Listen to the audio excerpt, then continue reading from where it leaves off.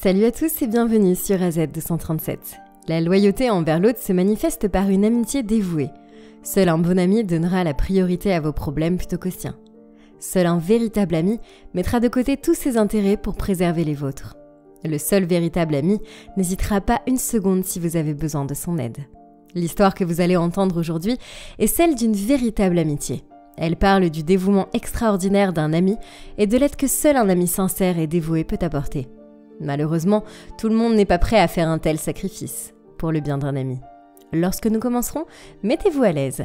Zhang-Kui et Sezou étaient des amis inséparables qui se connaissaient depuis l'école primaire. Ils fréquentaient une école chinoise où ils passaient leur journée à apprendre et à faire du sport. Cependant, ce qui rendait leur expérience scolaire vraiment spéciale, c'était le temps qu'ils passaient ensemble après l'école. Ils partageaient d'innombrables rires et s'amusaient beaucoup ensemble. Leur lien était si fort qu'ils se sentaient vraiment heureux lorsqu'ils étaient en compagnie l'un de l'autre. Ils partageaient tous leurs intérêts, leurs passe-temps et leurs rêves. Zhang-Kui et Sezou étaient reconnaissants de leur amitié et savaient que c'était quelque chose de spécial. Au fil des ans, leur amitié n'a fait que se renforcer. Ils se soutenaient mutuellement contre vents et marées et étaient toujours là l'un pour l'autre, quoi qu'il arrive. Ils se soutenaient l'un l'autre et c'était quelque chose qu'ils chérissaient profondément. Regardons leur histoire. Zhang-Kui et Sezou sont les meilleurs amis du monde depuis l'école primaire, partageant d'innombrables souvenirs et expériences. Cependant, vers la fin de l'année scolaire suivante, Zhang-Kui commença à ressentir des sensations inhabituelles dans tout son corps. Il avait du mal à courir aussi vite qu'avant, et son corps ne lui obéissait pas toujours.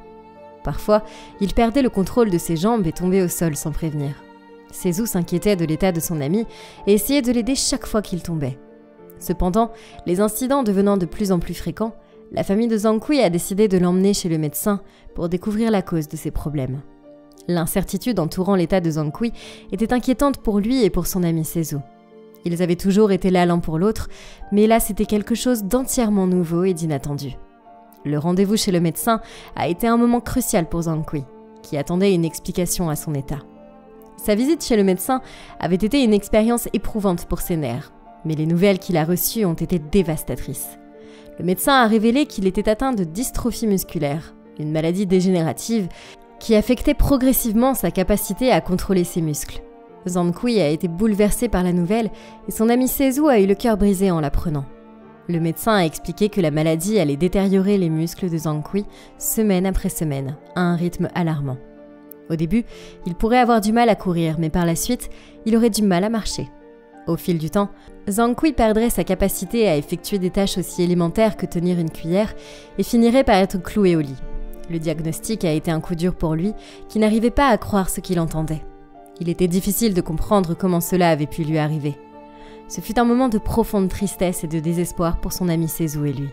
Cependant, ils savaient tous deux qu'ils devaient être forts et faire face à la réalité de la situation.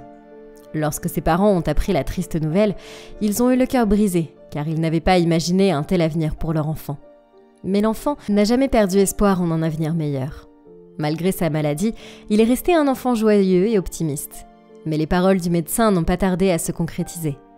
Zan a d'abord arrêté de courir parce qu'il ne pouvait plus suivre l'actualité. Il a ensuite cessé de quitter la salle de classe pour aller déjeuner. Il lui fallait désormais beaucoup de temps pour rentrer à l'école et il a cessé de suivre ses camarades car ils étaient si rapides par rapport à son nouveau rythme de vie. La vie de Zhang-Kui semblait ralentir. Il était déçu de ne plus pouvoir courir et jouer avec les autres garçons qui se désintéressaient rapidement de lui car ils n'avaient plus rien en commun. Seul Sezou était toujours présent. Il renonçait à toute activité extérieure pour aider son ami. Il a également cessé de venir à la cafétéria et apporter de la nourriture de chez lui, mangeant dans la salle de classe avec Zhang-Kui. Il accompagnait Zhang-Kui à la maison et essayait de l'aider dans toutes les manières possibles pour qu'il ne se sente pas seul et triste. Après, les vacances d'été ont commencé et les deux amis ne se sont pas vus pendant toute la durée des vacances. Cet été a été un moment décisif pour Zhang-Kui car il ne pouvait même pas sortir du lit. Au début de l'automne, il ne pouvait plus sortir seul de sa chambre et ne pouvait donc plus aller à l'école. Ses parents l'ont inscrit à l'école à domicile pour qu'il puisse terminer ses études.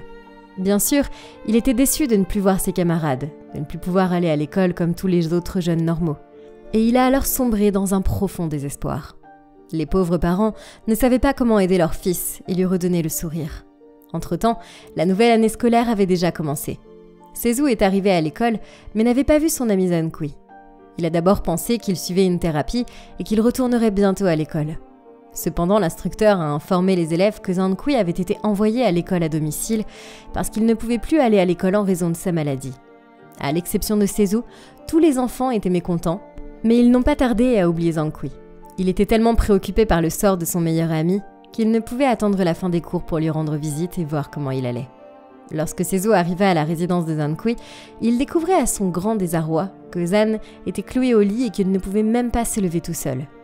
Ils restèrent assis côte à côte pendant un long moment, parlant de tout ce qui se passait dans le monde.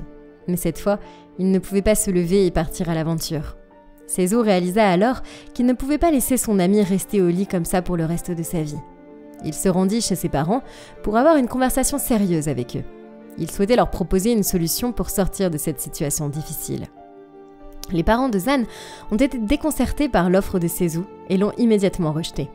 En réalité, le garçon a proposé de porter Zhan dans ses bras pour l'emmener et le ramener à l'école tous les jours, afin qu'il puisse étudier comme les autres enfants. Lorsque les parents ont vu Sezou émacié, ils ont compris qu'ils ne seraient pas en mesure de porter leur fils à l'école tous les jours.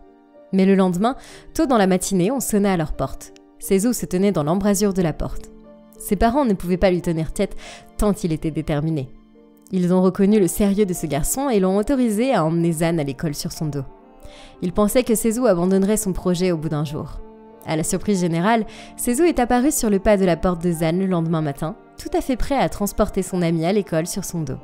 Personne ne s'attendait à ce que le jeune homme frêle et maigre tienne parole, mais pour la 4e année consécutive, il venait chaque matin chercher son compagnon et le porter sur son dos jusqu'à l'école. Il venait par tous les temps, car, disait-il, la pluie ou la neige ne pouvaient empêcher l'éducation de son meilleur ami. Ils ne se sont plus jamais séparés après que Sezou ait emmené Zhan à l'école pour la première fois. Sezou transportait son camarade non seulement à l'école, mais aussi lors de plusieurs visites de musées et d'expositions.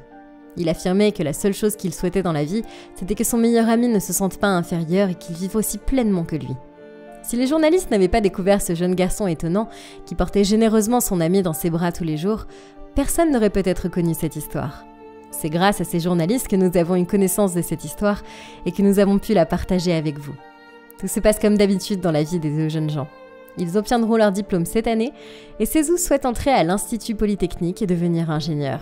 Et Zhan souhaite entrer dans le même institut pour se rapprocher de son ami.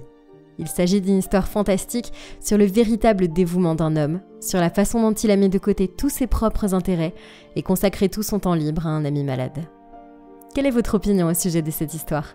Dites-le nous dans les commentaires.